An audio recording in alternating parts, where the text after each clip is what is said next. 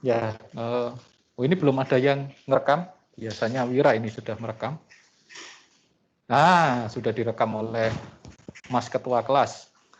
Ya, silakan kelompok ini mengawali perkuliahan hari ini. Kita awali, silakan mengawali dengan doa, memimpin dengan doa. Selanjutnya nanti memperkenalkan kelompok dan presentasi dan tanya jawab, dan yang terakhir kepada saya untuk mengomentari perkuliahan hari ini. Tapi mohon maaf sebelumnya, hari ini mungkin saya nggak bisa terlalu lama karena ada rapat yang harus saya hadiri. Ya mungkin sebelum jam 3, katakanlah atau setengah 3 sudah bisa kuliah ini bisa selesai. Jadi mohon maaf sebelumnya. Nah, tapi sebenarnya materinya juga tidak terlalu berat karena terkait dengan laporan keuangan dan analisis laporan keuangan yang sudah menjadi makanan kita sehari-hari, gitu ya. Silahkan pada ketua kelompok, entah siapa ini yang memulai atau moderator dari kelompok, entah. Selamat siang Pak Dan, selamat siang teman-teman. Ya, oke. Silakan siapa yang memulai? Saya Pak. Ya, silakan Kimi. Ya, sebelumnya selamat siang Pak Dan dan teman-teman. Sebelum memulai kegiatan belajar mengajar kita pada siang hari ini, alangkah baiknya kita mulai dengan doa. Doa menurut agama dan kepercayaan dipersilakan.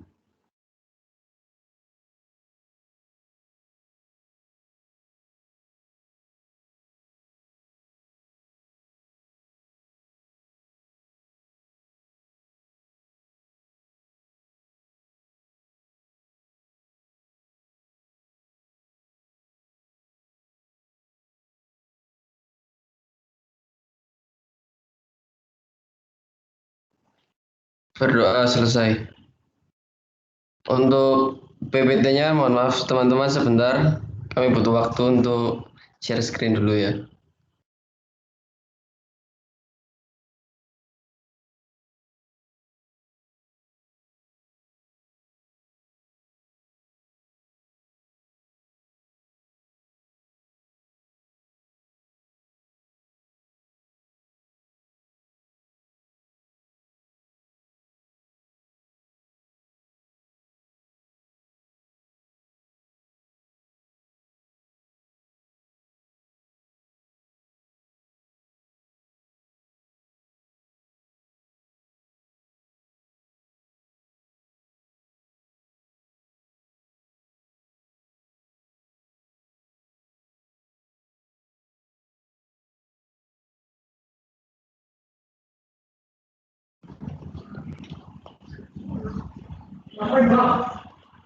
Apakah PPT-nya sudah keluar?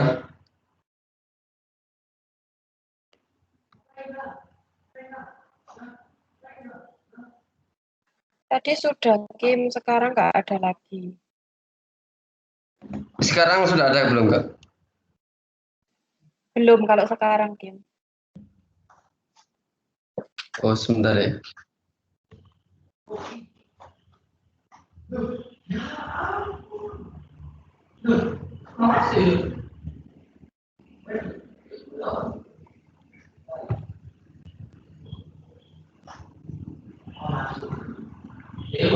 Sekarang sudah keluar apa belum? Kim, sudah Kim. Oh iya. Dimulai ya. Ya. Perkenalkan kami dari kelompok 2 beranggotakan Alex Christian Lim, saya sendiri Kimi sama Onika akan membahas mengenai pelaporan dan analisis laporan keuangan. Lingkungan pelaporan keuangan.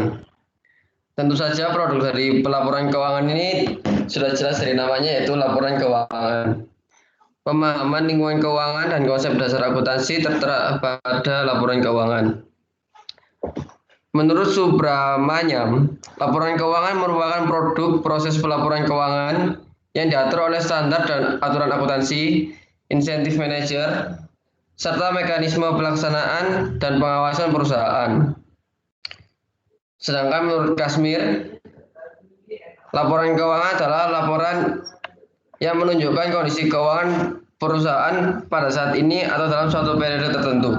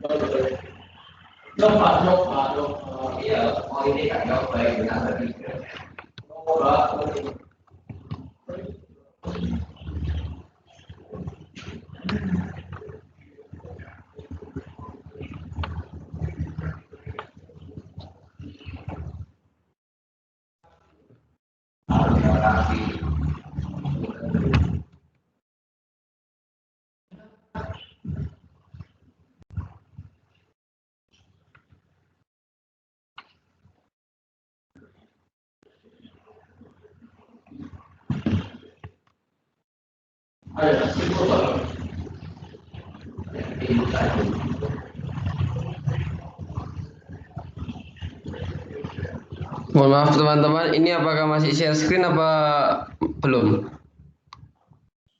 Sudah share screen, Kim. Ini slideshow-nya keluar ya? Tapi masih belum itu full screen. Oh ya, mohon maaf ya teman-teman.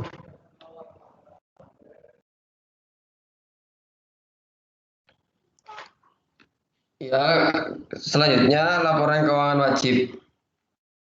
Produk lingkungan laporan keuangan yang adalah yang paling penting. Laporan keuangan wajib di dalam setiap negara itu berbeda-beda. Terdapat 3 kategori dalam laporan keuangan wajib, yaitu laporan keuangan, pengumuman laba, dan laporan wajib lainnya. Laporan keuangan. Menurut Munawir, laporan keuangan adalah alat yang sangat penting untuk memperoleh informasi sehubungan dengan posisi keuangan dan hasil-hasil operasi yang telah dicapai oleh perusahaan yang bersangkutan. Sedangkan definisi laporan keuangan menurut Harnanto, laporan keuangan adalah hasil akhir dari proses akuntansi yang terdiri dari 2 laporan utama, yaitu neraca dan laporan perhitungan laba rugi, dan berupa laporan yang sifatnya sebagai pelengkap seperti laporan laba yang ditahan, serta laporan sumber dan penggunaan dana atau laporan perubahan posisi keuangan. Laporan keuangan disiapkan pada akhir periode untuk melaporkan aktivitas pendanaan dan investasi untuk meringkas aktivitas operasi selama periode sebelumnya. Laporan keuangan memberikan informasi rinci yang berguna untuk analisis dan juga untuk mempublikasikan produk, jasa, dan pencapaian perusahaan pada pihak eksternal perusahaan seperti pemegang saham dan lain-lain. Lalu kategori yang kedua yaitu pengumuman laba atau earning announcement. Seringkali digunakan oleh perusahaan untuk mempublikasikan ringkasan penting mengenai posisi keuangan dan kinerja perusahaan, baik untuk periode kuartalan maupun tahunan. Lalu kategori yang terakhir adalah laporan wajib lainnya. Perusahaan harus membuat laporan lain yang diwajibkan, SEC. Beberapa laporan penting merupakan laporan proksi yang harus dikirim bersamaan dengan undangan rapat pemegang saham tahunan. Sifat dan tujuan akuntansi keuangan. Pertanggungjawaban merupakan konsep masa lalu menggunakan neraca dan laporan laba rugi dengan tujuan untuk mengevaluasi sejauh mana efektivitas manajer sebagai penanggung jawab modal yang telah diinvestasikan. Informasi untuk pengambilan keputusan. Menekankan informasi yang lebih relevan untuk keputusan usaha dan lebih menekankan standar akuntansi sebagai alat prediksi dan kegunaannya dalam pengambilan keputusan. Lalu kualitas informasi akuntansi yang diinginkan. Itu ada relevan, andal, dan dapat dibandingkan. Kalau relevan sendiri itu berarti informasi yang diberikan dapat langsung membantu untuk membuat keputusan atau memprediksi hasil di periode selanjutnya. Jika andal, informasi tersebut harus dapat diverifikasi, disajikan dengan jujur dan netral. Dan yang terakhir dapat dibandingkan, informasi diukur dengan cara yang sama pada berbagai perusahaan. Akrual dasar akuntansi keuangan. Laporan keuangan utamanya dibuat berdasarkan basis akrual. Statement of Financial Accounting Concept nomor 1 menyatakan bahwa informasi mengenai laba perusahaan berdasarkan akuntansi akrual biasanya memberikan indikasi kemampuan perusahaan untuk menghasilkan arus kas saat ini dan masa depan yang lebih baik dibandingkan dengan informasi yang dibatasi oleh aspek keuangan berupa penerimaan dan pembayaran kas. Kerangka akuntansi akrual. Pertama, konsep akrual. Akuntansi akrual itu bertujuan memberikan informasi kepada pengguna informasi tersebut mengenai konsekuensi aktivitas usaha terhadap arus kas perusahaan di masa depan secepat mungkin dengan tingkat kepastian yang layak. Akrual dan arus kas. Arus kas operasi mengacu pada kas yang berasal dari aktivitas operasi perusahaan. Arus kas bebas mencerminkan dampak tambahan investasi dan divestasi terhadap aktiva operasional. Akuntansi akrual mengurangi masalah ketepatan waktu dan pengaitan disebabkan karena dua alasan. Yang pertama, transaksi kredit lebih sering tidak bersamaan dengan transfer kas langsung. Dan yang kedua, biaya biasanya terjadi sebelum manfaatnya dapat diakui, terutama biaya yang terkait dengan investasi pabrik dan peralatan. Lalu selanjutnya, proses akrual, pengakuan pendapatan dan pengaitan beban. Pertama, pengakuan pendapatan. Pendapatan tersebut dapat diakui apa saat diperoleh dan saat direalisasi atau dapat direalisasi. Pendapatan terjadi ketika perusahaan menyerahkan produk atau jasanya. Lalu yang kedua, pengaitan beban. Beban yang berasal dari produksi suatu produk atau jasa itu biasanya namanya biaya produk. Lalu beban yang dikaitkan dengan pendapatan periode tertentu itu namanya biaya periode. Lalu akrual ada dua tipe ya menurut waktunya, yaitu jangka panjang dan jangka pendek. Kalau yang jangka pendek itu mengacu pada perbedaan waktu yang pendek antara laba dan arus kas. Akrual ini menyebabkan adanya pos modal kerja pada neraca. Itu aktiva lancar dan kewajiban lancar. Lalu akrual jangka panjang atau long term akrual disebabkan oleh kapitalisasi. Kapitalisasi aktiva merupakan proses penangguhan biaya yang terjadi pada periode kini karena manfaatnya diharapkan terjadi pada periode masa depan. Relevansi dan keterbatasan akuntansi akrual. Relevansi konseptual akuntansi akrual. Lebih relevan untuk mengukur kapasitas perusahaan untuk menghasilkan kas saat ini dan pas pada masa mendatang. Lalu relevansi akrual jangka pendek, memperbaiki relevansi akuntansi dengan cara mencatat pendapatan dan beban saat terjadi. Kalau relevansi akrual jangka panjang, arus kas bebas dihitung dengan mengurangkan investasi pada aktivitas operasi dari arus kas operasi.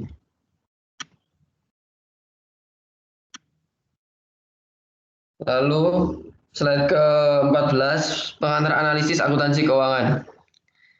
Analisis akuntansi merupakan proses evaluasi sejauh mana angka akuntansi perusahaan mencerminkan realitas ekonomi. Analisis akuntansi ini merupakan persyaratan yang penting bagi analisis keuangan yang efektif. Kenapa? Hal ini disebabkan oleh kualitas analisis keuangan dan kesimpulan yang dibuat, bergantung pada kualitas informasi akuntansi yang digunakan dan bahan mentah dari analisis ini.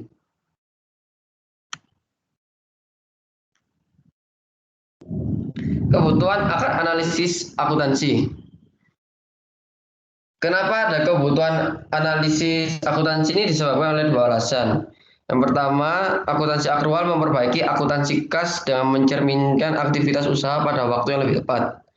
Lalu yang kedua, laporan keuangan dibuat dengan berbagai jenis pemakai akan kebutuhan informasi. Lalu selanjutnya, distorsi akuntansi. Definisi distorsi akuntansi adalah penyimpangan dari informasi yang dilaporkan pada laporan keuangan terhadap realitas usaha sebenarnya. Distorsi ini timbul dari sifat akuntansi akrual yang meliputi standar akuntansi, kesalahan estimasi, keseimbangan andal dan relevan, dan manajemen laba. Selanjutnya akan dijelaskan oleh rekan kami, dipersilakan. Ya, mekanisme manajemen laba. Ada dua metode utama manajemen laba, yaitu pemindahan laba yang dilakukan dengan mempercepat atau menunda pengakuan pendapatan atau beban. Yang kedua, manajemen laba melalui klasifikasi, yaitu memindahkan beban di bawah garis atau melaporkan beban pada pos luar biasa dan tidak berulang sehingga tidak dianggap penting oleh analis. Next.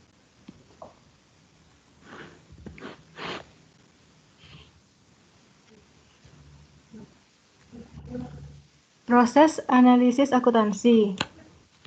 Evaluasi kualitas laba yang mencakup tahapan sebagai berikut. Identifikasi dan penilaian kebijakan akuntansi penting, evaluasi tingkat fleksibilitas akuntansi, temukan strategi pelaporan, identifikasi dan menilai tanda bahaya. Yang kedua, penyesuaian laporan keuangan. Membuat penyesuaian yang layak atas laporan keuangan, terutama laporan laba rugi dan neraca. Next.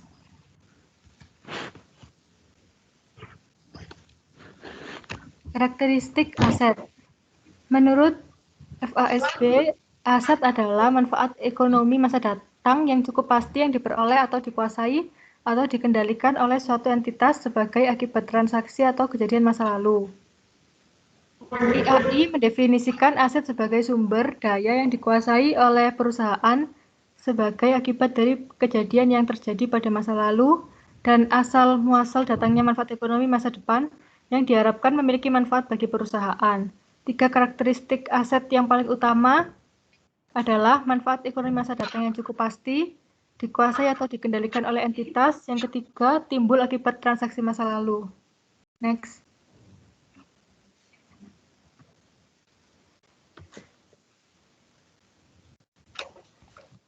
Klasifikasi aset, yaitu aset lancar dan aset tidak lancar. Aset lancar adalah aset yang paling cepat dan mudah untuk dikonversi menjadi uang tunai.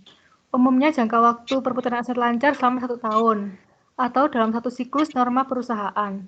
Contoh dari aset lancar yaitu kas, piutang usaha, hasil tagih, persediaan, perlengkapan investasi jangka pendek, beban dibayar di muka, dan penghasilan yang masih akan diterima. Aset tidak lancar merupakan aset yang memiliki siklus dan masa manfaat lebih dari 1 tahun. Aset tidak lancar dibagi menjadi 3 bagian, yaitu aset tetap, aset tidak berwujud, dan investasi jangka panjang. Next.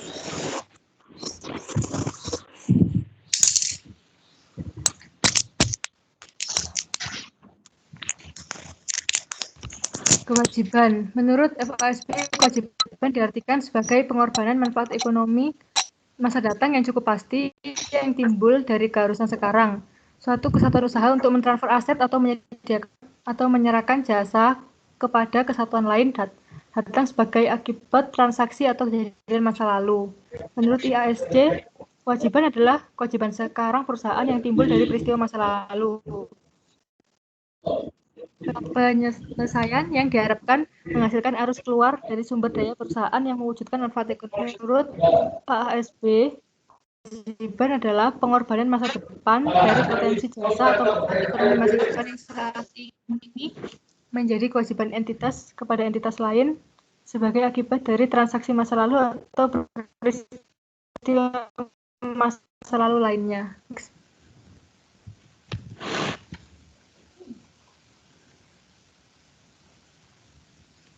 Karakteristik kewajiban.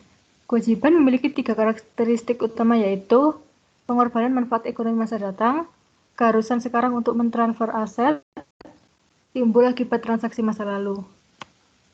Next.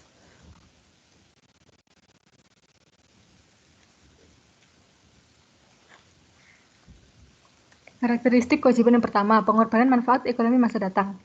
Suatu objek dapat dikatakan sebagai kewajiban harus memuat suatu tugas atau tanggung jawab kepada pihak lain yang mengharuskan kesatuan usaha untuk melunasi, menunaikan, atau melaksanakan tanggung jawab dengan cara pengorbanan manfaat ekonomi yang cukup pasti di masa depan. Sebagai contoh, keharusan membentuk dana asuransi diri guna mengantisipasi pengorbanan sumber ekonomi untuk mengganti fasilitas fisik yang sewaktu-waktu rusak atau menutup rugi akibat musibah. Next.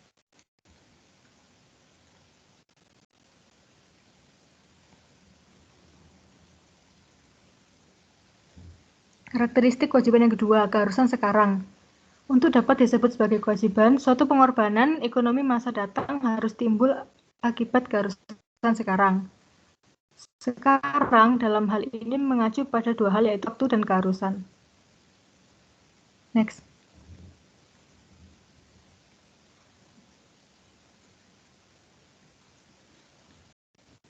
Keharusan yang tercakup yaitu keharusan kontraktual, keharusan konstruksif, keharusan demi keadilan.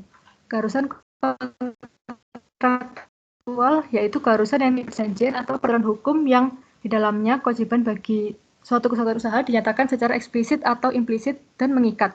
Keharusan konstruktif yaitu keharusan yang timbul akibat kebijakan kesatuan usaha dalam rangka menjalankan dan memajukan usahanya, memenuhi apa yang disebut praktik usaha yang baik atau etika bisnis dan bukan untuk memenuhi kewajiban yuridis.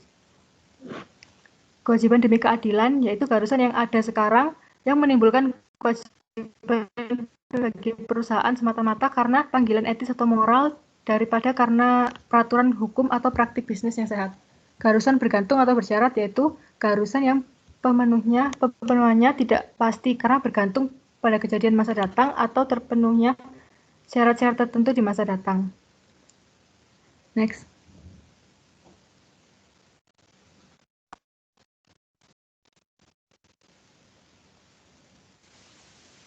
Karakteristik kewajiban yang ketiga yaitu timbul akibat transaksi masa lalu.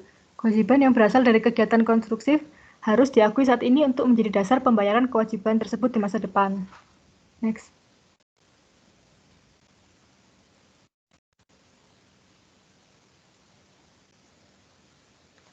Karakteristik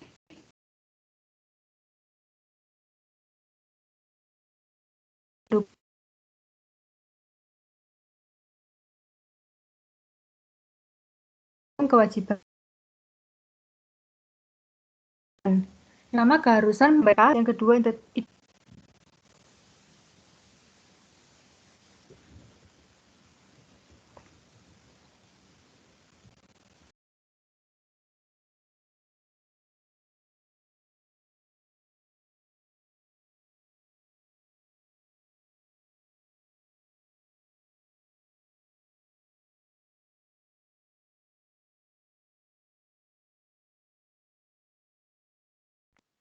Maaf Pak Daniel dan teman-teman, sepertinya koneksi Onika ada gangguan, biar saya ambil alih.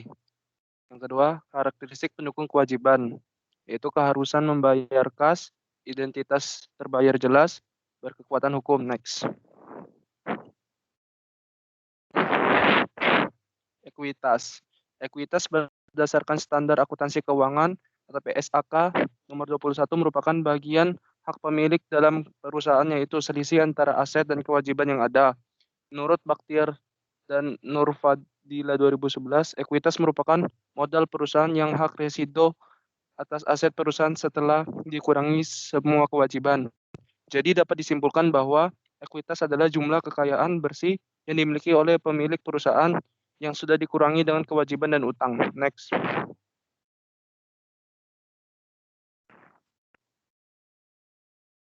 Karakteristik ekuitas.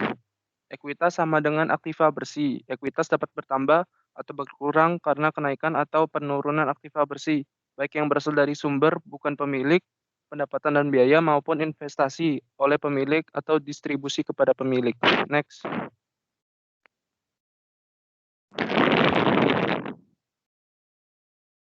Berikutnya tujuan ekuitas. Menurut Standar Akuntansi Keuangan tahun 2007, tujuan ekuitas sebagai bagian hak pemilik dalam perusahaan yang harus dilaporkan sehingga dapat memberikan informasi mengenai sumbernya secara jelas dan disajikan sesuai dengan peraturan perundangan dan akta pendirian yang berlaku. Jadi dapat disimpulkan bahwa ekuitas memiliki tujuan untuk memberikan informasi tentang sumber yang dimiliki ketentuannya supaya pihak-pihak lain dapat mengetahuinya. Next.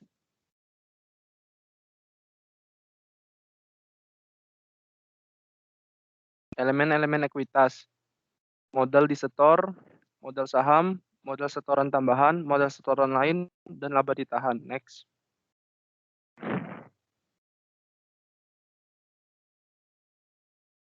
Berikutnya, off balance sheet. Pembiayaan off balance sheet adalah praktek akuntansi di mana perusahaan tidak memasukkan kewajiban pada neracanya.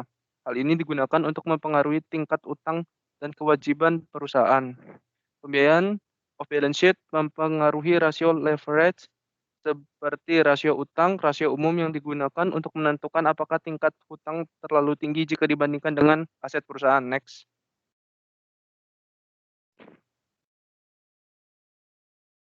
Interpretasi dan menilai risiko kewajiban. Kewajiban adalah sebuah keharusan sebuah perusahaan pada masa sekarang yang berasal dari masa lalu dan memiliki dampak kepada arus kas keluar serta memiliki manfaat ekonomi bagi perusahaan. Kewajiban dalam akuntansi antara lain pinjaman atau utang usaha yang biasanya berupa pembelian barang atau jasa yang dicicil, hipotek, pendapatan diterima di muka, dan beban utang. Tiga kewajiban utama yang mungkin dimiliki oleh perusahaan atau suatu bisnis antara lain kewajiban jangka pendek, kewajiban jangka panjang, dan kewajiban bersyarat yang mungkin dimiliki karena adanya acara atau keperluan tertentu. Next.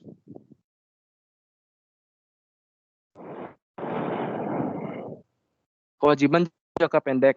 Kewajiban jangka pendek adalah utang atau obligasi yang harus dilunasi maksimal selama 1 tahun.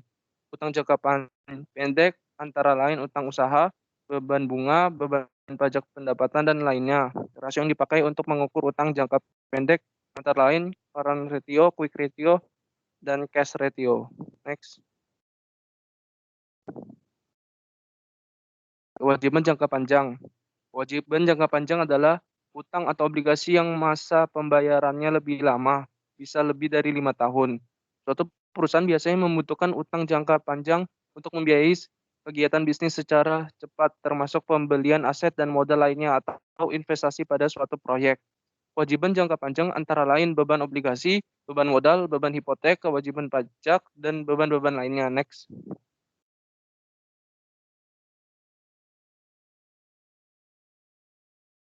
Risiko utang jangka panjang. Semakin lama jangka waktu peminjaman dana dan pelunasannya, maka risiko juga akan semakin tinggi. Hanya dapat memperoleh sumber dana yang terbatas dari hasil pinjaman. Utang merupakan beban tetap yang harus ditanggung oleh perusahaan. Memiliki waktu jatuh tempo pembayaran utang yang sudah pasti atau tetap, kemungkinan nilai saham perusahaan akan turun akibat tingkat tinggi atau rendahnya jumlah pinjaman. Next.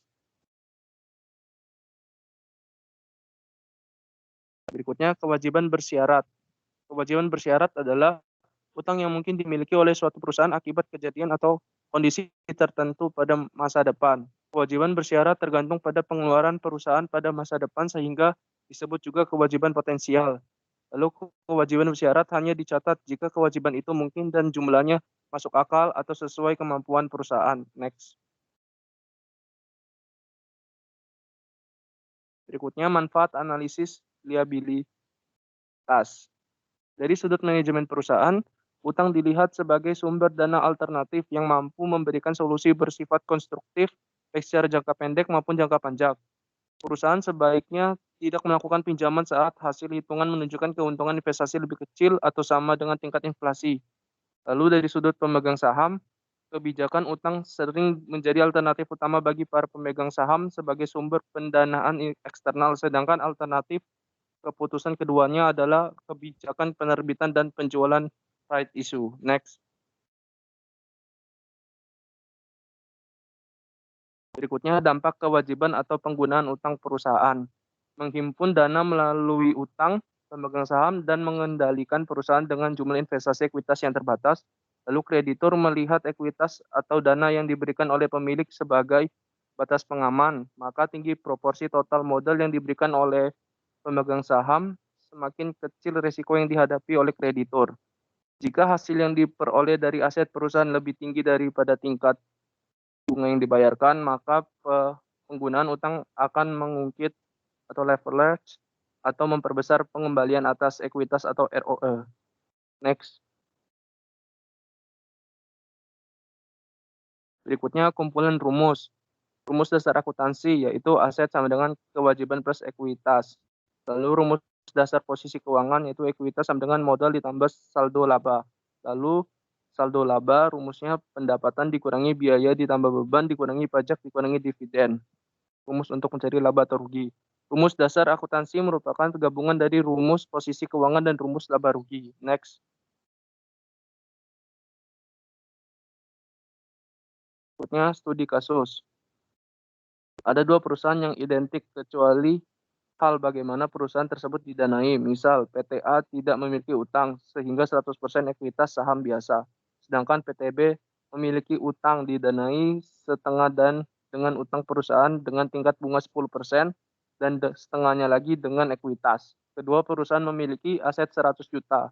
Penjualan kedua perusahaan berada di rentang 150 juta hingga turun 75 juta. Tergantung pada kondisi usaha dengan tingkat yang diharapkan, sebesar 100 juta beberapa biaya operasi seperti sewa, gaji, dan lain sebagainya adalah biaya tetap dan akan tetap ada berada pada tingkat penjualan yang terjadi. Sedangkan biaya-biaya lainnya seperti biaya tenaga kerja dan bahan baku akan bervariasi mengikuti penjualan. Ketika mengurangi biaya operasi dari pendapatan penjualan, kita akan mendapatkan laba operasi atau laba sebelumnya, bunga, dan pajak. Next.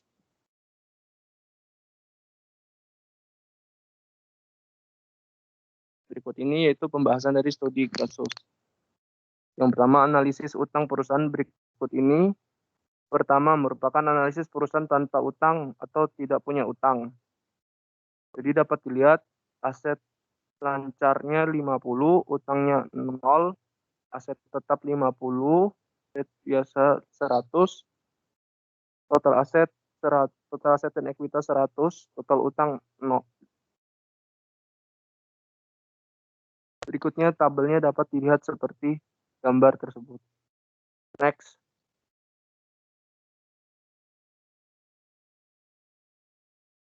Berikutnya itu pembahasan dengan utang. Dapat dilihat aset lancar dan aset tetap 50 sehingga total aset 100. Lalu utang 0, ekuitas biasa 100 dan total utang dan ekuitas 100. Penjelasan tabelnya dapat dilihat seperti tabel berikut. Next.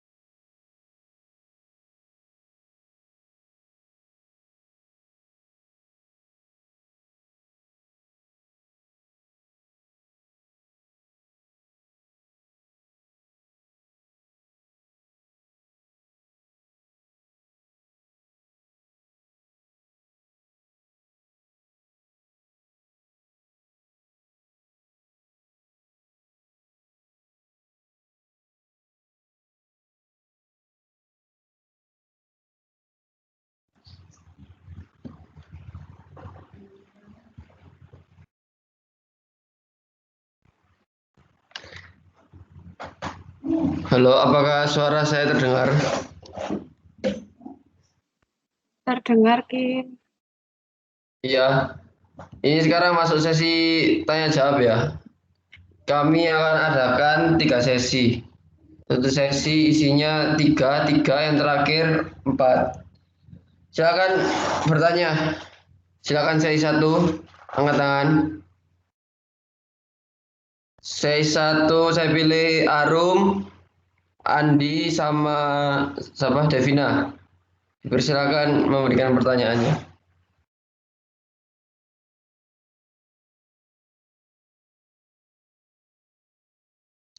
Ya Arum, dipersilakan terlebih dahulu. Ya, terima kasih atas kesempatannya, Kimi. Nama saya Paulina Arum dengan NIM 12191118 mau bertanya pada kelompok tentang apa dampak faktor eksternal terhadap kualitas laba. Terima kasih. Ya, makasih Arum atas pertanyaannya. Yang kedua tadi Andi, dipersilakan ya.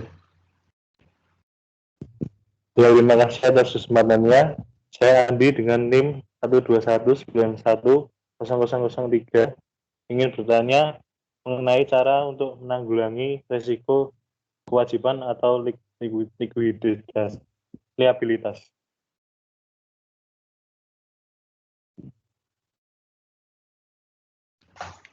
Ya Andi, terima kasih. Yang terakhir tadi Devina, dipersilakan Devina. Terima kasih atas waktu yang diberikan. Nama saya Devina Damara, NIM 1219130. Saya mau bertanya, bagaimana cara mengevaluasi kualitas laba? Seperti itu. Terima kasih. Terima kasih Devina.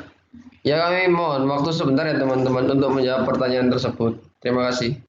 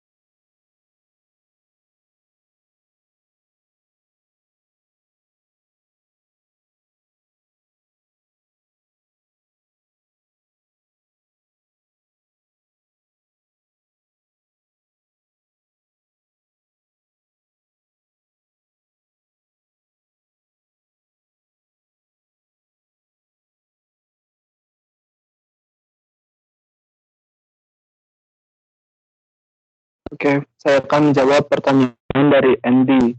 Cara mengatasi risiko kewajiban atau liabilitas yaitu dengan menerapkan Asset Liability Management atau ALMA. Asset Liability Management merupakan proses siklus PDCA, Plan, DO, Check and Action terhadap pengumpulan proses analisis, laporan, dan penetapan strategi pengelolaan aset dan kewajiban dengan tujuan mengeliminasi risiko-risiko yang ada untuk mencapai tujuan tertentu. Apakah dapat diterima, Andy? Baik, terima kasih, Alex. Oke.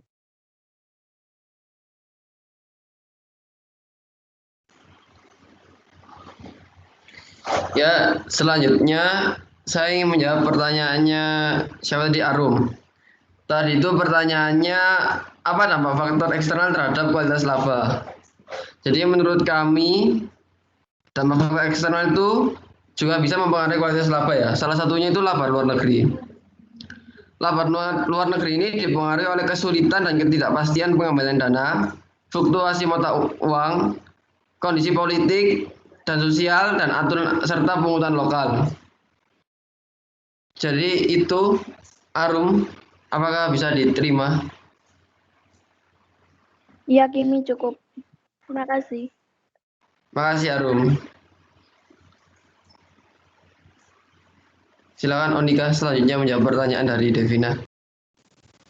Ya, baik. Pertanyaan dari Devina, bagaimana tahapan evaluasi kualitas laba? Yang pertama, identifikasi dan penilaian kebijakan akuntansi penting. Tahapan ini untuk mengidentifikasi kebijakan akuntansi penting yang dipilih oleh perusahaan. Yang kedua, evaluasi tingkat fleksibilitas akuntansi. Ini penting untuk menilai pada saat pembuatan laporan keuangan. Yang ketiga, menentukan strategi pelaporan yang diadopsi oleh perusahaan. Bagaimana, Devina? Terima kasih, Onika. Sudah Ya. menjawab. Ya, sesi 1 sudah selesai ya. Selanjutnya masuk sesi 2. Tunggu. Dipersilakan Selina, Feni, sama Michael. Silakan memberikan pertanyaannya. Baik, terima kasih atas waktunya. Perkenalkan, saya Selina, NIM 1219136. Saya mau bertanya, apa saja faktor yang tadi mempengaruhi kualitas laba? Terima kasih. Oh ya, terima kasih Selina. Selanjutnya dipersilakan.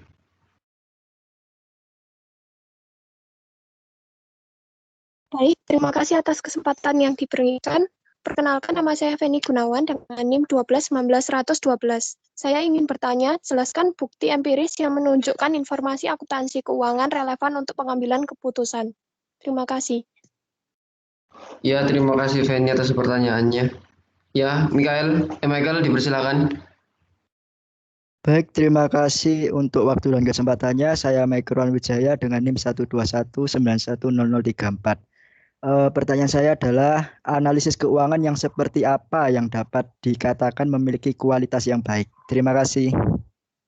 Terima kasih Michael, ditunggu ya untuk jawabannya. Kelompok berusaha menjawab. Terima kasih.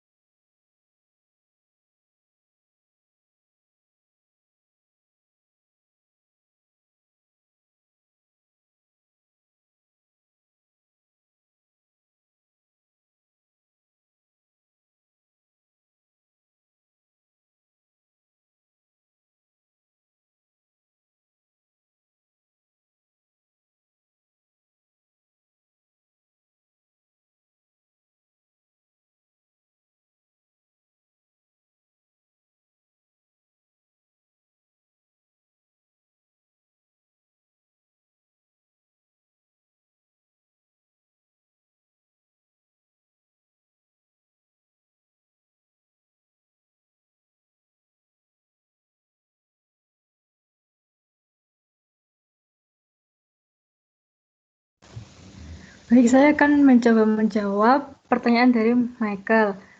Jadi,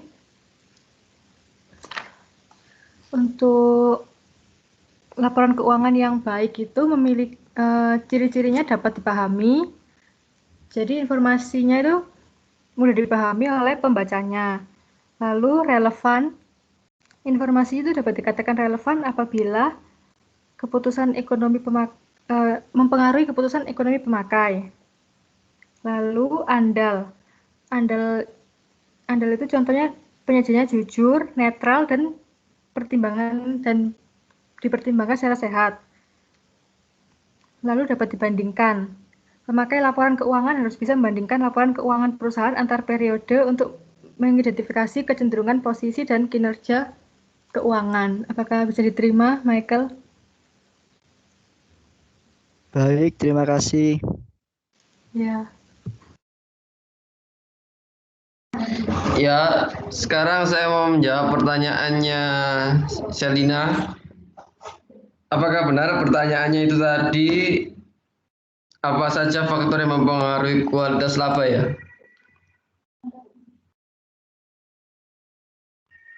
Halo? Iya, Kim. Iya benar.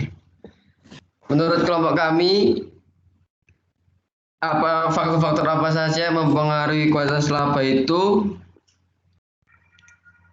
persistensi laba, peluang pertumbuhan, resiko, ukuran perusahaan, kualitas tanggung jawab sosial perusahaan, kualitas auditor, dan struktur modal. Jadi kualitas laba itu bisa diukur dengan koefisien respon laba, ERJ. Apa menjawab, Selina?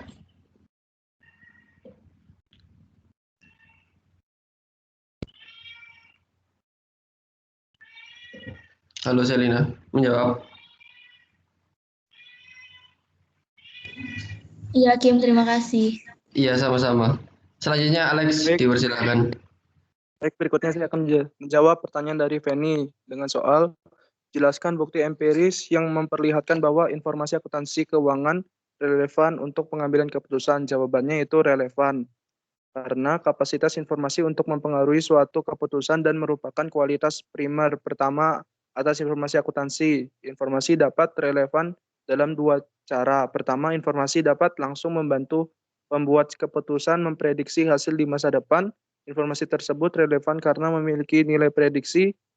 Kedua, informasi dapat membantu pemakai menegaskan atau mengubah prediksi. Informasi tersebut relevan karena nilai rumpun balik atau feedback.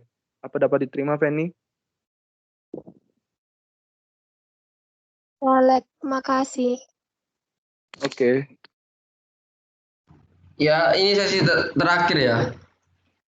Kita ambil 4 orang. Silakan Samuel, Anita, Jessica, ini nih. Dipersilakan dari Samuel. Terima kasih atas waktunya. Perkenalkan, nama saya Samuel Karisma Winata dengan NIM 12121. Saya mau tanya seputar tentang analisis laporan keuangan. Semisal ada sebuah perusahaan ingin mendapatkan pegawai yang sesuai kriteria pada saat itu, namun saat mendapatkan pegawai yang dimaksud, pegawainya itu ingin mengetahui kondisi keuangan perusahaan tersebut. Apakah pihak perusahaan akan memberikan hasil analisis laporan keuangan perusahaan secara real, walaupun perusahaan tersebut mengalami kerugian? Atau perusahaan akan melakukan hal yang lain agar pegawai tersebut bisa menerima kondisi pada saat itu? Terima kasih. Terima kasih Samuel atas pertanyaannya. Dipersilakan Anita ya, dipersilakan. Baik, terima kasih atas kesempatannya. Perkenalkan, nama saya Anita dengan NIM 12 19005. Saya akan bertanya, apakah manajemen laba dalam penyusunan laporan keuangan itu aman dilakukan? Terima kasih. Terima kasih. Selanjutnya Jessica, silakan.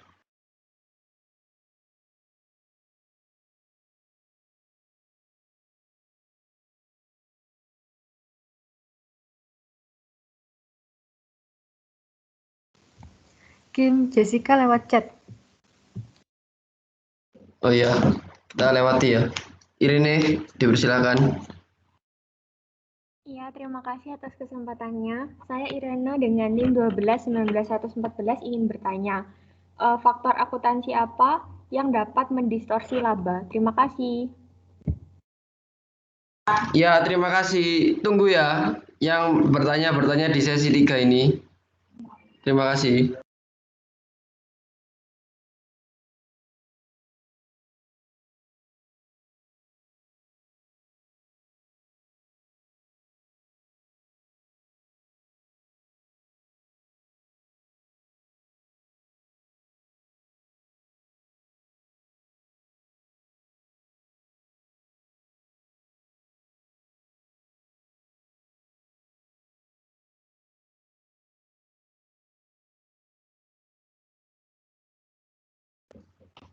Ya, setelah kami berdiskusi, saya akan coba jawab pertanyaan Sam. Bisa diulang Sam pertanyaannya untuk memastikan.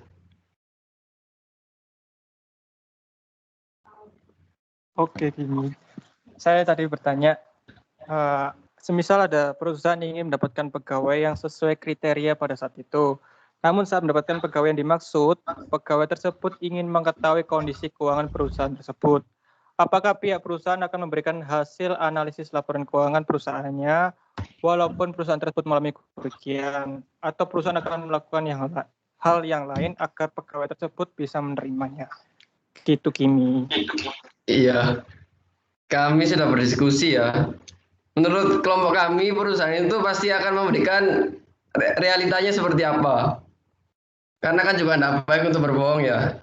Jadi menurut kelompok kami, perusahaan akan memberikan hasil realitanya.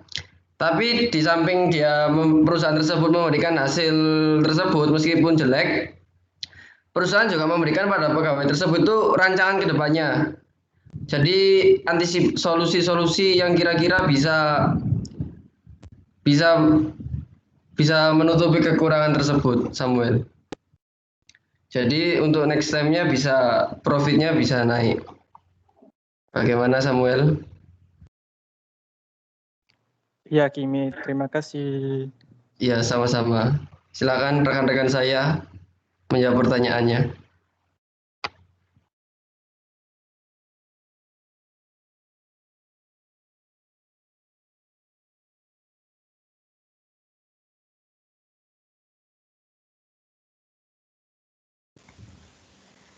Baik, saya akan mencoba menjawab pertanyaan dari Jessica.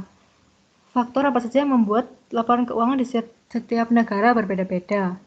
Penyebab terjadinya perbedaan standar akuntansi ini ada beberapa ya, kayak pertumbuhan ekonominya, inflasi, sistem politik, pendidikan, profesi akuntan, peraturan perpajakan di masing-masing negara. Apakah sudah menjawab, Jess?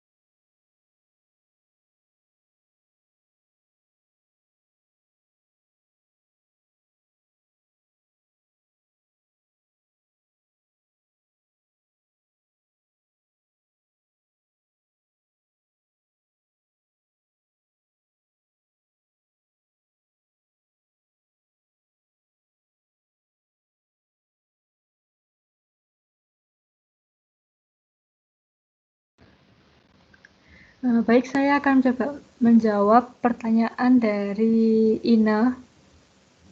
Jadi, pada laba ekonomi dikenal ada konsep capital maintenance. Konsep ini menyatakan bahwa laba itu muncul setelah modal yang dikeluarkan masih ada atau biaya telah tertutupi atau setelah terjadi pengembalian modal. Konsep ini dinyatakan dalam ukuran uang yang disebut financial capital atau dalam ukuran tenaga beli yang disebut physical capital. Bagaimana? Apa sudah menjawab? Baik, terima kasih. Ya.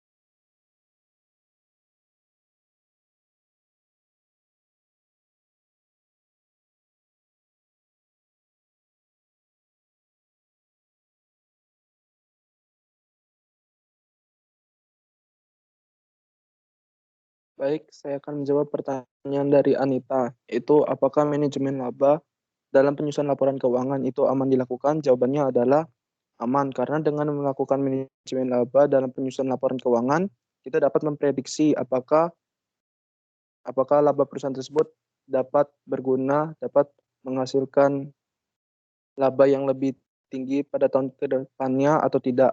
Apakah dapat diterima, Anita? Sudah, terima kasih. Oke, sama-sama. Ya, sekian presentasi dari kelompok kami. Mohon maaf ada salah kata. Untuk selanjutnya kami persilakan untuk Pak Dan. Terima kasih. Ya, terima kasih pada penyaji, pada Alex, Kimi, dan Onika yang sudah menyampaikan pemikirannya tentang laporan keuangan dan analisis laporan keuangan. Satu sebenarnya komentar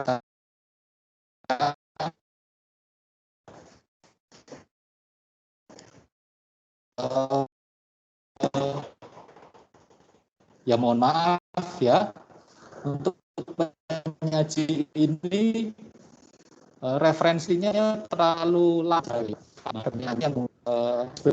jadi sangat penting gitu ya, bahwa kemudian kita sekarang bukan di eranya FASB, bukan lagi di eranya FASB itu yang produknya itu adalah GAAP ya, standarnya itu standar Amerika.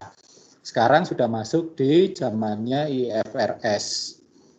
Sudah sejak tahun 2011 kita itu sudah mengadopsi penuh IFRS, sehingga SAK kita itu sudah mengacu pada produk IFRS yang dibuat oleh IASB, bukan FASB, dan standarnya itu secara internasional sama. Jadi kemudian langsung saya menjawab pertanyaan dari Jessica, karena sejak tahun 2011 itu standarnya sudah secara internasional sudah satu ya, yang dibuat oleh IFAC, International Federation of Accountant itu sudah jadi satu seluruh dunia ini. Untuk jadi Indonesia yang ngikutin, kalau di sana sih di luar sudah lebih dulu.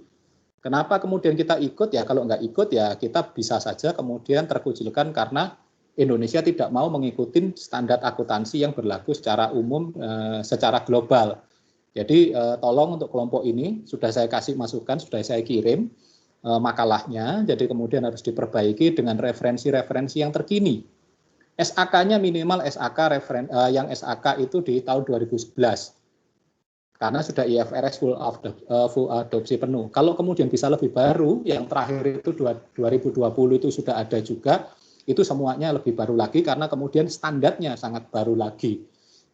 Karena apa? Sejak tahun 2018 kita itu mengacu juga standar yang secara internasional sudah diwajibkan bahwa laporan keuangan itu juga melingkupi kewajiban laporan yang berkelanjutan. Jadi sudah kemudian mengadopsi yang namanya sustainable reporting sejak tahun 2018. Nah ini kelompok ini masih pakai yang 2001, 2002, jadi seperti seakan-akan serasa zaman saya kuliah setelah saya lulus S2 bahkan ya. Jadi S2 yang pertama. Jadi sepertinya jadul banget ya kelompok ini, saya nggak ngerti. Kok suka sekali dengan sesuatu yang retro ya kelompok ini. Tapi ya itu jadi salah karena kemudian standarnya sudah berkembang. Jadi ini, inti ceritanya itu akuntansi itu berkembangnya itu awalnya dulu memang kemudian kita pakai PAI 1984.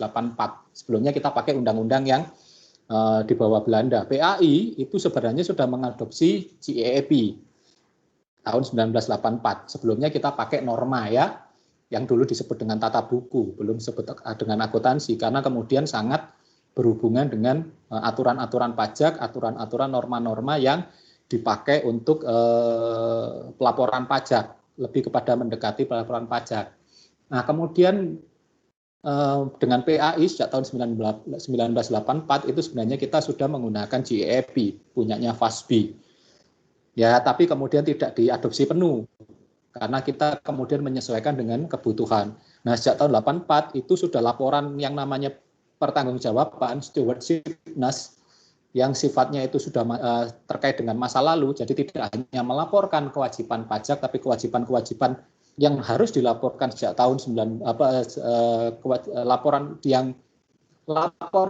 yang wajib dilaporkan dalam laporan keuangan sudah diatur di PAI 1984. Nah, itu kita sudah menggunakan laporan keuangan yang sifatnya stewardshipness, pertanggungjawaban kepada siapa? Tentu saja kepada pemegang saham dan stakeholder. Sebelumnya kita bertanggung jawab pada negara gitu ya, sebelum 84. Nah, kemudian berkembang, apakah tidak cukup? Ya tidak cukup karena kemudian direvisi pada tahun 1994. Itu direvisi lagi menjadi SAK yang kemudian di dalamnya sudah melibatkan laporan keuangan yang bukan hanya sekedar laporan keuangan, tapi sudah memasukkan ALK atau yang disebut kemudian faktor fundamental sejak tahun 94. Nah, saat itu kita sudah melakukan harmonisasi penyesuaian dengan yang ada di dalam FASBI atau dulu namanya PAI ya, Prinsip Akuntansi Indonesia, itu sudah bergeser sejak tahun 94 itu berubah menjadi SAK, Standar Akuntansi Keuangan. Nah, itu sudah melakukan harmonisasi, memasukkan sebagian prinsip-prinsip yang ada di dalam IASB atau saat itu IAS namanya, International Accounting Standard ya, yang punyanya IASB. Yang kemudian diganti dengan IFRS. Nah, itu laporan keuangan sudah memasukkan laporan wajibnya itu bukan hanya laporan keuangan yang biasa yang kita ketahui ada 5 itu ya. Neraca, saat itu masih namanya neraca, kemudian laba rugi, arus kas, perubahan posisi keuangan, dan catatan atas laporan keuangan. Nah, itu yang 5 itu sudah wajib. Itu kita menganut Amerika dan menganut internasional sebenarnya. Tahun 94 itu sudah mengacu pada internasional. Nah, itu laporannya apa? Laporan fundamental. Laporan kita tidak hanya berisi laporan keuangan, tapi juga menyajikan, walaupun tidak sepenuhnya, itu laporan-laporan yang sifatnya fundamental atau yang dulu kita kenal, kalau ini nanti saya juga menjawab pertanyaannya Michael, bagaimana kemudian lab ALK yang baik, itu faktor-faktor fundamental. Contohnya apa? Rasio, terus kemudian analisis DuPont dan sebagainya yang kita pelajari, karena itu adalah dasar. Jadi analisis fundamental. Tapi kemudian bergeser, tahun 2011, itu ada pergeseran, kita diwajibkan membuat laporan yang sifatnya prospektif, sifatnya ke depan, memasukkan apa? Rencana-rencana ke depan. Hal-hal apa yang sifatnya berpengaruh ke depan, ini kemudian menjawab dari yang salah satunya pertanyaan dari Samuel. Kalau ada yang mempertanyakan kondisi laporan keuangan kita. Jadi apa? Jadi hal-hal yang sifatnya prospektif, yang sifatnya masa ke depan, itu muncul. Contohnya apa? Itu seperti ada yang namanya analisis itu di dalam. Jadi laporan keuangan itu dulu 10 halaman, kemudian berkembang menjadi 60 halaman, kemudian jadi lebih tebal lagi. Karena apa? Prospektif. Sejak tahun 2011 itu harus dimasukkan karena kita mengadopsi penuh IFRS. Nah, di situ mulai laporan yang namanya EVA, MVA ya, namanya value added itu ada EVA, MVA, FVA, dan kemudian ada IOS, investment opportunity set, terus kemudian value of the firm, biasanya pakai Tobinski dan sebagainya yang kita sebagian sudah pakai untuk di ALK ini ya, masuk bagaimana menghitung dengan value of Tobinski, tapi seperti EVA dan sebagainya, IOS, kalau saya kasihkan sekarang nanti pusing kepalanya. Jadi itu memang saya akan masukkan nanti kalau kita belajar yang lebih advance lagi selanjutnya gitu ya. Jadi sejak tahun 2011 itu sudah prospektif. Jadi saya nggak tahu kenapa kawan-kawan yang ada di sini presentasinya masih pakai yang tahun 2001 gitu ya, referensinya. Padahal kemudian berkembang lagi, laporan keuangan itu yang dulunya dari sekitar 60 halaman, jadi kemudian sekitar 100-120 halaman, dengan adanya informasi yang sifatnya prospektif, termasuk nanti kemudian bagaimana prospek ke depannya ya, going concern-nya dan sebagainya, itu sejak tahun 2018, kita sudah menggunakan yang namanya sustainability reporting, laporan berkelanjutan yang tidak hanya mengadopsi punyanya IASB, tapi juga sudah memasukkan yang namanya laporan ini sudah wajib loh ya, sudah wajib di kita sustainability reporting itu memasukkan yang namanya GRI, Global Reporting Initiative. Jadi kemudian perusahaan itu tidak hanya kemudian melaporkan yang namanya financial reporting atau financial responsibility, tapi juga ada yang namanya social responsibility, dan kemudian ada environmental responsibility. Jadi ada CFR, CSR, dan CER, dan itu sudah dituangkan di dalam Undang-Undang nomor 25 dan Undang-Undang nomor 40 tahun 2007 di Indonesia. Jadi sudah diadopsi semuanya kita, dan itu dari 2007 undang-undangnya keluar, tapi kemudian itu masih kemudian sifatnya voluntary ya. Siapa saja yang perusahaan boleh masuk, yang pasti diwajibkan BUMN gitu ya. Terus kemudian perusahaan go public yang ekstraktif gitu ya. Terus kemudian sejak tahun 2018 itu wajib seluruh perusahaan yang PT, apalagi kalau dia perusahaan go public atau kemudian berakuntabilitas punya fidusia ya, dia punya kewajiban ke publik, itu wajib membuat laporan keuangan yang namanya sustainability reporting, SR, GRI. Standarnya adalah pakai GRI, Global Reporting Initiative. Pak, apakah sampai ke sana? Ya kalau mau ditambahkan oleh kelompok ini boleh. Tapi yang jelas kelompok ini referensinya minimal saya minta dengan menggunakan SAK yang 2011. Sampai yang prospektif, sedangkan berkelanjutan kalau belum mau ditambahkan boleh. Tapi kalau ini ditambahkan nggak apa-apa juga, karena sebenarnya nanti ada kuliahnya sendiri tentang bagaimana akuntansi berkelanjutan. Ada sesinya sendiri, kita belajar lebih jauh tentang laporan-laporan keuangan yang kekinian, yang terkini, yang terbaru. Jadi itu yang menjadi penting. Nah, jadi kelompok ini harusnya memperbaiki referensi, mengganti referensi dengan yang tahun 2011. Kalau mau ditambah dengan 2018, itu tidak wajib. Tapi bahwa kemudian kalau dimasukkan sustainability reporting, SAK 2018 atau kemudian pakai SAK 2020 yang memasukkan GRI, memasukkan sustainability reporting, sebagai laporan wajib dalam laporan keuangan, ya nggak apa-apa, boleh. Ya, silahkan. Jadi ada perjalanan sejarah yang kemudian di kelompok ini dipenggal hanya pada saat kita masih di kondisi harmonisasi. Jadi waktu masih peralihan dari FASBI ke IASB, dari GEP ke IFRS, dari SAK yang tahun 1994 ke tahun 2004. Jadi terpotong jauh banget gitu ya. Tapi nggak tahu kenapa kok senang sekali dengan laporan yang retro gitu ya, atau katakan referensi yang retro. Ya, tapi nggak apa-apa, itu sudah cukup menceritakan bagaimana awal-awal perkembangan cerita akuntansi di Indonesia. Tapi perkembangan lebih lanjut, ini wajib Anda paham tentang IFRS. Dan lebih lagi, kemudian kalau Anda paham tentang SR. Nah, ini yang, jadi apa, sudah satu standar secara internasional kita itu sejak tahun 2004.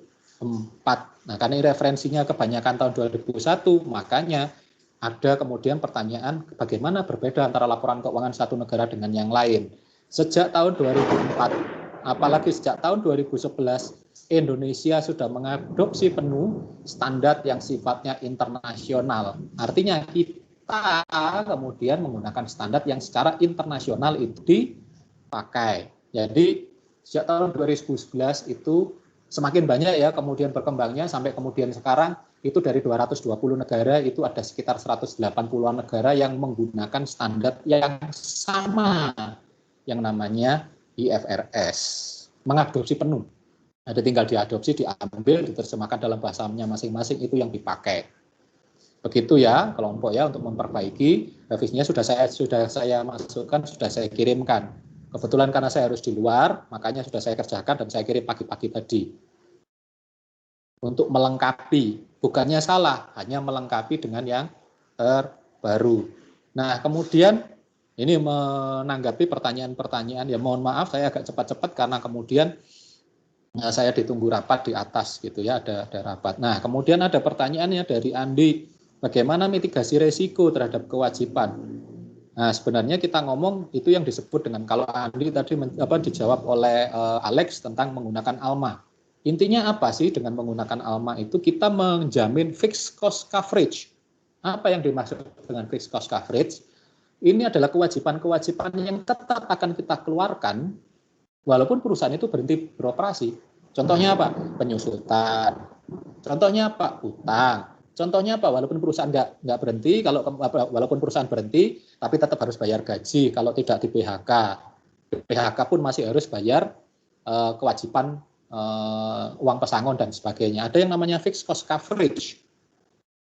Ya dijamin dengan apa? Dengan menggunakan ALMA. Untuk apa? Mencegah jangan sampai perusahaan itu berhadapan dengan yang namanya financial distress. Financial distress itu secara keuangan kemudian tidak mampu membayar kewajiban-kewajibannya. Apakah sudah perusahaan itu rugi? Ya, pasti kondisinya rugi. Apakah perusahaan itu bangkrut? Belum. Jadi kalau kemudian fixed cost coverage tidak bisa terbayar, artinya lebih besar pasak daripada uang. Terus kemudian kalau dia kemudian itu kan menghadapi dengan kemudian karena kehilangan asetnya jadi financial distress.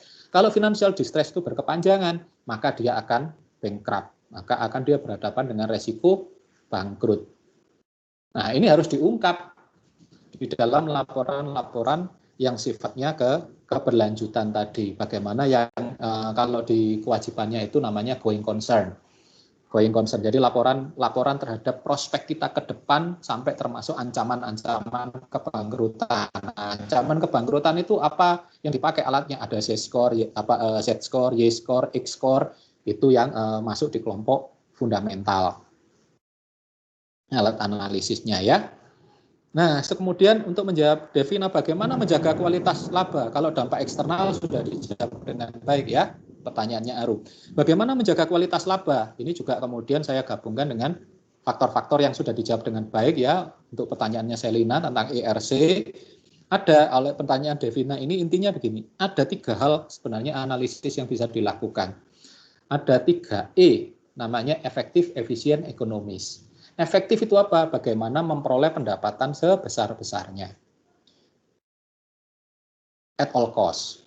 Efisien artinya bagaimana memanfaatkan sumber daya itu sebaik mungkin. Ya katakanlah dengan biaya serendah mungkin untuk menghasilkan apa? Menghasilkan yang namanya ekonomis, menghasilkan laba sebesar-besarnya. Nah, itu sebenarnya muncul kelihatan banget di dalam yang namanya laporan laba rugi. Jadi 3E ini menjamin kualitas laba. Artinya bahwa kemudian laba yang baik itu adalah laba yang diperoleh dengan pendapatan yang tinggi dan kemudian biaya dan beban yang rendah, efektif, efisien, dan hasilnya ekonomis. Akhirnya apa? Laba yang berkualitas itu apa? Laba yang optimal. Pendapatan besar, kalau biaya dan beban kita keluarkan besar, apakah ekonomis? Mungkin, tapi ya percuma. Apakah kemudian laba yang kemudian kita katakanlah pendapatannya kecil tapi biayanya juga rendah, apakah juga kemudian labanya optimal? Belum tentu. Jadi kemudian kualitas laba itu bisa dilihat dari itu.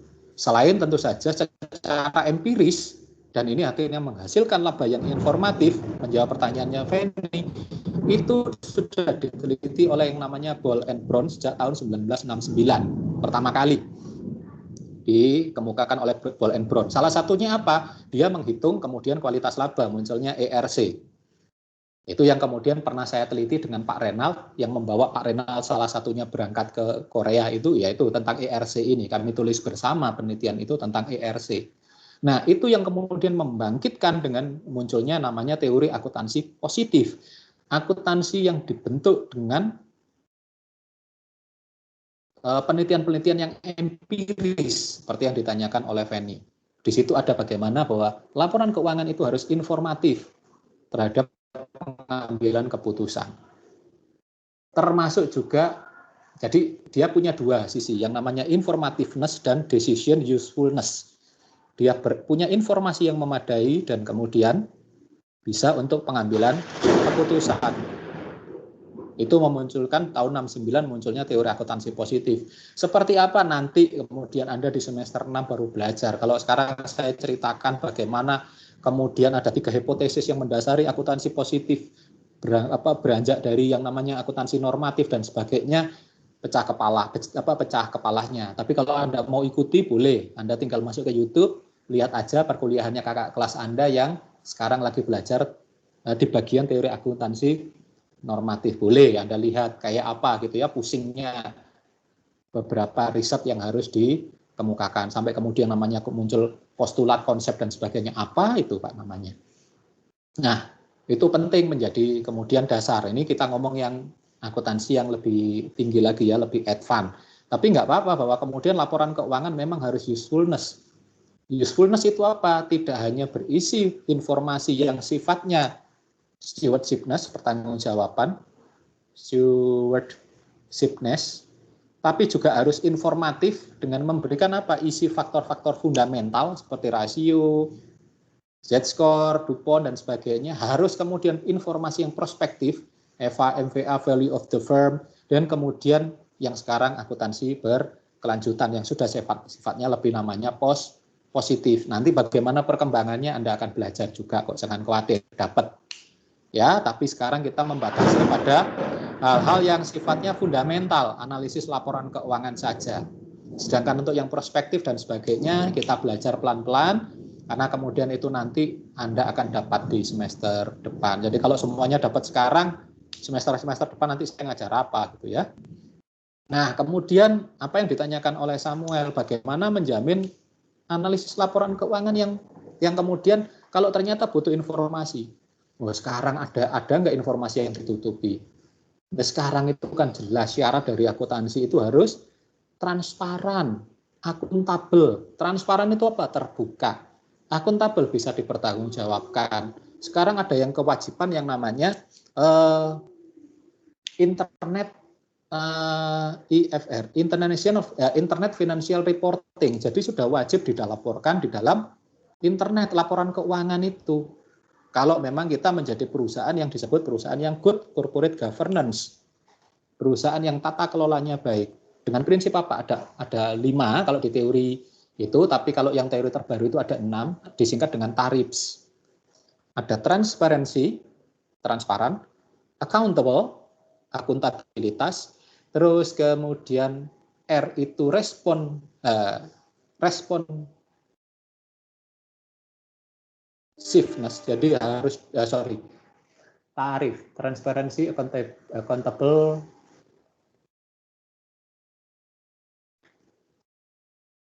saya lupa ini yang R ini kok jadi lupa ya, terlalu bersemangat itu ya. Ada R-nya itu responsibility, atau bisa dipertanggungjawabkan, responsible. Terus kemudian I-nya itu kemudian independent, disusun dengan independent, terus kemudian diaudit oleh yang independen, dan kemudian F, fairness, layak dan wajar, laporan keuangannya itu layak dan wajar sesuai dengan peraturan perundangan, konsisten dan sebagainya, dan S, sustainable, harus sustainabilitas, harus berkelanjutan. Artinya apa? Tidak hanya kemudian aspek fundamental yang harus muncul dalam ALK nantinya, bukan ALK yang sekarang ya, itu yang kemudian juga hal-hal yang prospektif, yang informasi ke depan, tapi juga berkelanjutan, informasi tentang keberlanjutan perusahaan. Itu jadi penting banget. Nah kemudian, ada yang bocor ini. Dan kemudian itu ya, jadi GCG dengan tarif. Dan kemudian apa yang disampaikan oleh Jessica, bagaimana kemudian apakah manajemen laba oleh Anita. Kalau Jessica sudah saya jawab ya tadi bahwa kita satu standar sedunia. Apakah manajemen laba boleh? Boleh. Kalau enggak, yang enggak ada yang namanya creative accounting atau yang namanya financial reengineering. Ya kalau kita mau laporan keuangan standaran aja yang kita buat, jadi kemudian apa di dalam creative accounting itu ada yang namanya progresif, kita sangat kemudian mengedepankan laba, atau kita yang kemudian konservatif, kita yang lebih laba nggak perlu tinggi-tinggi tapi biaya yang kita buka sebesar-besarnya. Artinya bahwa kemudian ada metode-metode akuntansi yang dipilih itu agresif atau progresif, atau yang kemudian yang sifatnya defensif atau yang konservatif. Yang satu mengedepankan laba setinggi-tingginya. Contohnya apa? Penyusutan. Jangan kemudian yang kemudian labanya kecil, ya sudah kita pakai yang, kalau kita defensif pakai double declining. Terus Pak, kalau yang kita seandainya pinginnya ofensif, ya sudah pakai aja yang menghasilkan pendapatan yang tinggi. Ya pakai yang FIFO, first in first out, maka pasti akan labanya cenderung tinggi. Boleh nggak? Ya boleh lah, wong sesuai dengan aturan, boleh kok sesuai dengan standarnya. Itu namanya financial reengineering. Dan Anda dianggap kemudian, apa katakanlah bos Anda suka karena Anda pinter. Oh kalau katakanlah, apakah kita kemudian, oh Pak berarti kan bisa ganti-ganti metodenya. Tidak konsisten. Kalau ganti metode, harus kemudian metode ini ditarik ke belakang, dan kemudian dibuat dua-duanya ke depan, modar. Kita akan membuat dua laporan keuangan. Boleh nggak? Ya satu yang kemudian publik, tapi kemudian bedanya itu harus dilaporkan kepada yang namanya laporan keuangan yang ke-6. Harus bisa diperbandingkan karena ada perubahan metode. Nah, itu harus terlaporkan semuanya. Berarti apa? Sebenarnya satu laporan keuangan, tapi pilihannya kita bisa yang mana? Apakah kita yang mau agresif ataukah kita yang konservatif? Tergantung dengan kebutuhan dan posisi perusahaan. Kalau perusahaannya sudah baik, sudah bagus, biasanya memang cenderung untuk defensif, untuk yang sifatnya konservatif. Tapi kalau perusahaan yang lagi berkembang maju, ya mau nggak mau dia pakai yang biasanya pakai yang defensif. Tapi apa yang kalau berkembang dia pakai yang ofensif atau yang agresif. Pak, kalau yang sudah lagi perusahaannya tengah-tengah, ya sudah pakai yang moderat aja, tidak menggunakan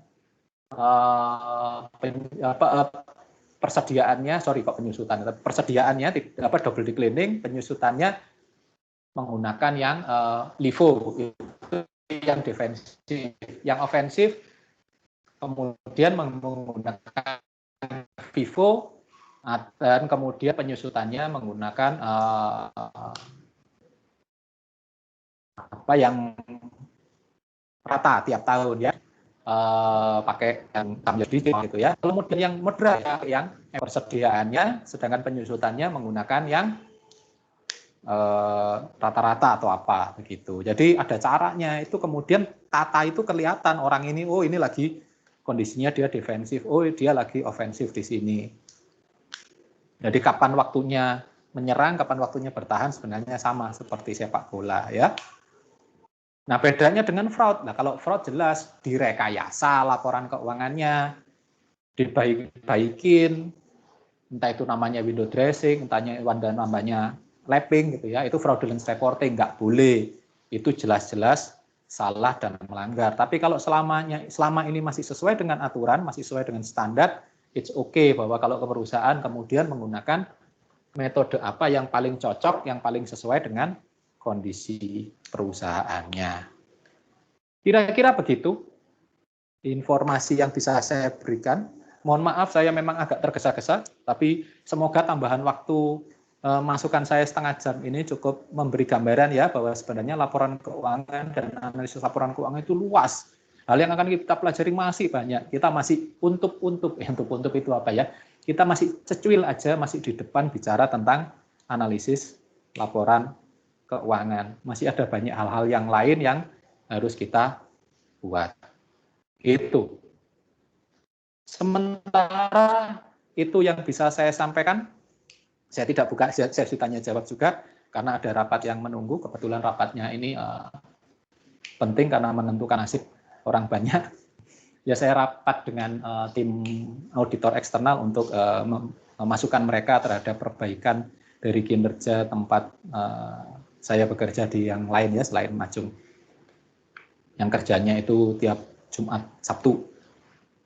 Itu ya. Oke, itu yang bisa saya sampaikan. Semoga bermanfaat. Terima kasih untuk perhatiannya. Semoga diperbaiki dengan baik untuk revisi dari makalahnya. Dan pesan juga untuk yang ke depan, presentasinya bisa lebih baik. Yang kelompok ini sih rata-rata air ya. Dan kemudian jangan lupa referensi pergunakan terbaru. Minimal pergunakan SAK yang under atau yang di bawah IFRS. Entah itu yang 2011, kalau bisa yang 2018, apalagi kalau pakai 2020. Semua ada. Sedangkan memang kalau bukunya, teorinya memang agak terlambat. Tapi saya yakin di akuntansi juga, akuntansi menengah, akuntansi keuangan menengah, referensinya sudah menggunakan IFRS. Paling tidak yang sudah di atas 2004, 2011 rata-rata. Itu ya. Nah, ini itu yang bisa saya sampaikan. Mohon maaf untuk segala keterbatasan saya, kekurangan saya, dan semoga apa yang saya sampaikan ini bisa memberi wawasan yang semakin jauh, semakin advance lah mengenai akuntansi dan dengan akuntansi yang namanya produknya itu laporan keuangan dan analisis laporan keuangan yang harus Anda kerjakan atau Anda pelajari di semester ini. Gitu ya. Kurang lebihnya saya mohon maaf. Kita akhiri dengan berdoa. Mari kita berdoa menurut iman dan kepercayaan masing-masing. Berdoa dipersilahkan.